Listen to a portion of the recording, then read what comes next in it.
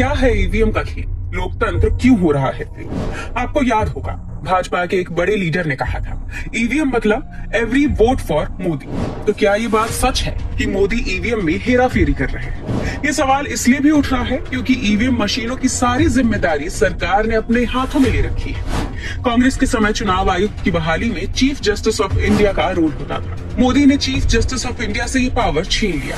अब चुनाव आयुक्त खुद मोदी बहाल करते हैं और अपने मन मुताबिक ईवीएम मशीनों की सेटिंग कराते हैं। ऐसा मैं नहीं कह रही, देश की ज्यादातर विपक्षी पार्टियां और सिविल सोसाइटी के लोग कह रहे हैं। ईवीएम पर सवाल क्यों उठ रहा है? अभी पिछले महीने हरियाणा में चुनाव हो, वहाँ एक अजीबोगरीब घटना सामने आई। देखा गया कि जिन ईवीएम मशीनों की बैटरी 70% तक चार्ज थी, वहाँ रिजल्ट सही आ रहा था, लेकिन जिन मशीनों की बैटरी 99% तक चार्ज थी, उससे सिर्फ भाजपा का वोट निकल रहा था और उन्हीं वोटों ने कांग्रेस को हरा दिया। सवाल पैदा होता है कि ईवीएम जो दिन भर काम में लगी हो और कई दिन स्ट्रॉन्ग रूम में रखी हो, वो 99% तक चार्ज कैसे हो सकती है और उनसे भाजपा के ही वोट कैसे निकल सकते हैं?